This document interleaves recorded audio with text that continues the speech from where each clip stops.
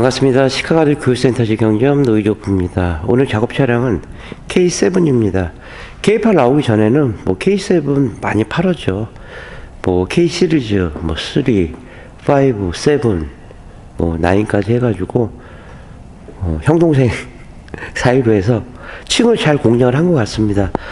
아까 이제 계기판 보니까요, 47,000km 정도, 3년 정도 된 차량이고, 중고로 이제 구입을 하셨습니다. 신차 때도 뭐 언더코팅 하실 때 고민하시지만은 또 중고차 사실 때도 굉장한 고민을 합니다. 저도 뭐 시장에서 뭐 1, 2만 원은 상관없는데 돈 10만 원 사라고 하면은 고민하는데 그 몇 천만 원짜리 금액을 지불을 하고 내가 이제 10년 타려고 하니까 고민을 하시죠. 차를 사는 동시에 보험 수가도 올라가고 내 제자이 되는 거고요. 그리고 솔로인 경우도 있지만은 대부분 가족끼리 어디 여행도 가시고 개인생활 취미도 하시고, 그러니까 어떻게 보면 인생의 동반자라고 해야 될까요? 아무튼 그렇습니다. 그래서 오늘 작업 내용은 이제 하부 패키지 5종인데요. 언더코팅, 이너왁스, 실링 보강, 휀더 방음에 언더사이드 패널 신술 작업입니다. 차주분 얘기로는 이제 하부를 봤을 때 그렇게 깨끗했습니다. 그런데 제 눈에 볼 때는 또 어떨지 모르겠고요.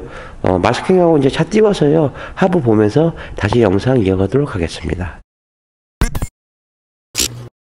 네, K7 이제 겉에 풀 마스킹만 하고 차량 리프트에 띄웠습니다. 카바 이제 두 조각씩 이렇게 나오고요. 그 다음에 앞선 영상 K7하고 똑같습니다. 스톤칩 있고 방열판 있고, 그 다음에 이제 엔진 카바 이렇게 들어가 있는데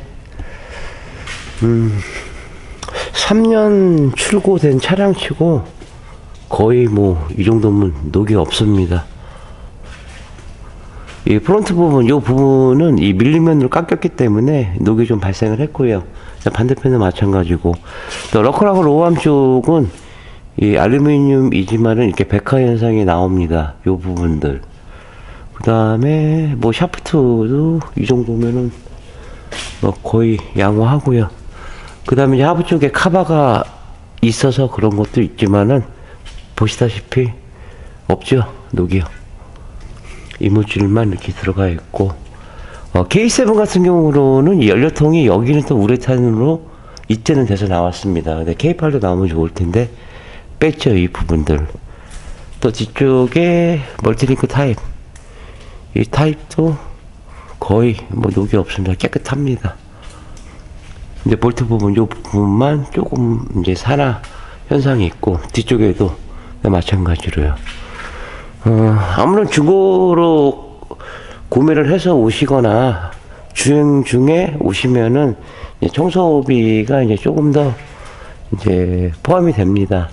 작업할 때 보면 전처리가 30분 아니면은 2시간 정도 더 오버될 수가 있습니다. 그거는 이제 차량 상태에 따라 틀린 거지, 키로수나 연식하고는 글쎄요, 좀 반비례하고요.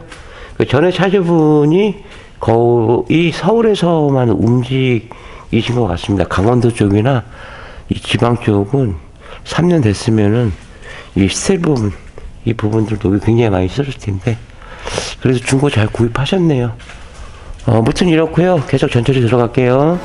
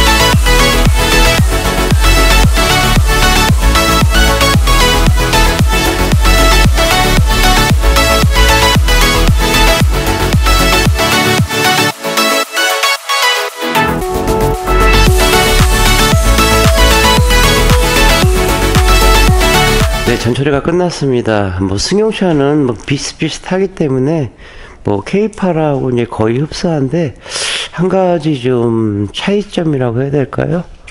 이 서브프레임 자체가 기존 거는 한 요만합니다. 근데 좀 굉장히 넓어졌습니다. 전에는 몰랐는데 지금 보니까 아무래도 양쪽에 이 지지대 역할을 해주기 때문에 작은 거보다는 넓고 크고 그러면은 조금 더 이제 안정감을 줄 수가 있겠죠. 그 다음에 이제 휀다 쪽에는 이제 부팅매트 다 적용했고요. 위쪽에 부팅매트 적용하고 이제 신술레이트 소음 패드로 해서 한 번 더 보강 작업을 해서 드렸습니다. 로암조 러클 쪽도 나중에 이제 백화 현상이 나오기 때문에 이런 부분들도 다 이렇게 보신 것처럼 이제 깔끔히 진행을 했고요. 그 다음에 엔진하고 미션 쪽도 이렇게 커버링을 다 씌워서 정비에 전혀 지장이 없게끔 작업을 했습니다. 또 하부 쪽에 보시면은 방청 처리를 한 이유가 이제 녹이 피어날 가능성이 많은 곳입니다. 사이드 엣지 부분도 마찬가지고요. 그렇기 때문에 미리 이제 밑 작업을 했습니다. 그 다음에 연료통도 이제 우레탄이지만 이제 이 부분도 도포를 해드릴 거고요. 뭐 10mm 볼트, 뭐 14mm 볼트 방청 처리한 다음에 이렇게 마스킹을 했습니다. 뭐 작업은 뭐 어려운 차는 아니지만은 그래도 이제 중고를 구입을 하셔서 근데 3년 전에 출고를 했는데 중고차 치고 거의 새 차입니다. 저도 이제 놀랬습니다. 그러니까 차주분은 잘 받으셨죠. 뭐 중고로 잘 구입을 하셨는데 뭐 10년 살라고 이제 구입을 하시는 경우도 있고 아니면 간단하게 뭐 몇 년 살라고 하시는 분도 있는데 언더코팅은 그런 것 같습니다. 뭐 한다 안 한다 그거는 뭐 차주분의 몫이지만은 한다고 하면은 제대로 이런 식으로 이제 마스킹이나 전처리를 하는 곳에서 시공하시기를 강추드립니다. 무튼 이렇게 진행됐고요. 폴리머 도포하고 건조되는 동안에 휘라스카바 쪽하고 그 다음에 언더사이드 패널 신술 작업 들어가도록 하겠습니다. 폴리머 도포합니다.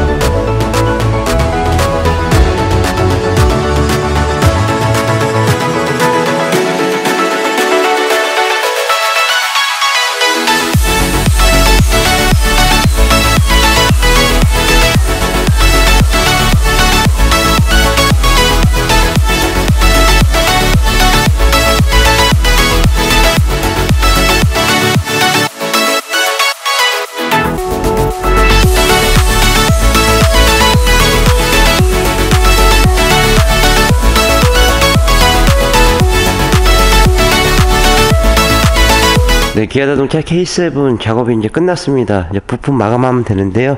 먼저 이제 퓨라스카바 쪽 네 쪽하고 언더 사이드 패널 이쪽에 이제 신술레이트 소음 패드로 해서 노면 소리와 풍절음을 줄여드리려고 이렇게 한 번 더 보강 작업을 했습니다.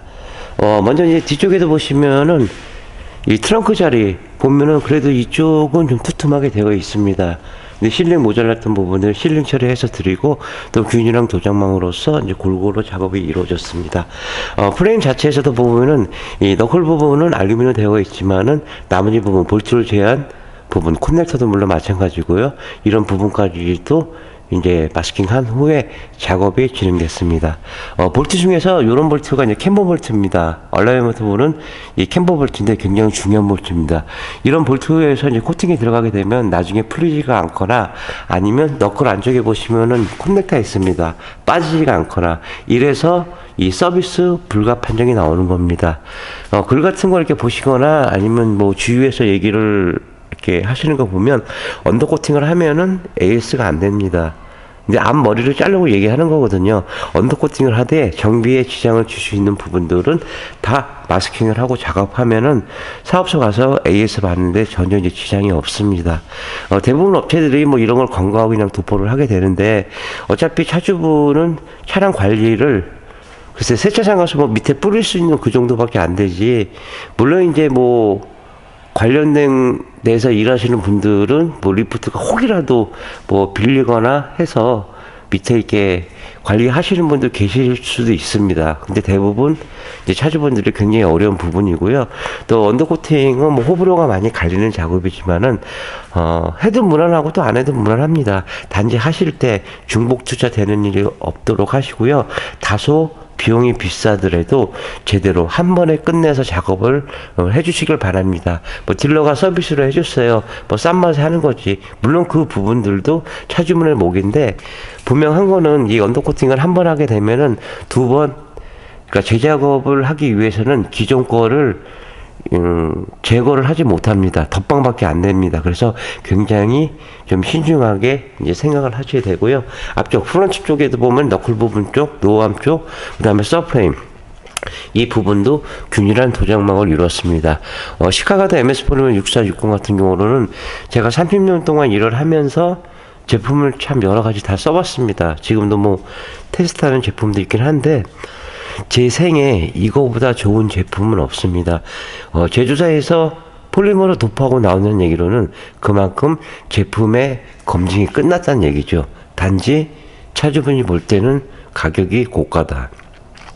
보통 이제 변성 실리콘이 건조가 되면서 고무로 바뀌는 건데 일반 유성하고 수성하고는 전혀 다른 그런 제품입니다. 무튼 이렇게 마감하겠고요. 다음에 또 차량 들어오면 더 좋은 영상 갖고 이어가도록 하겠습니다. 네, 신용과 정제익 최선의 노력을 다하는 노이조프가 되겠습니다. 30년의 노하우, 방음은 정성입니다. 감사합니다.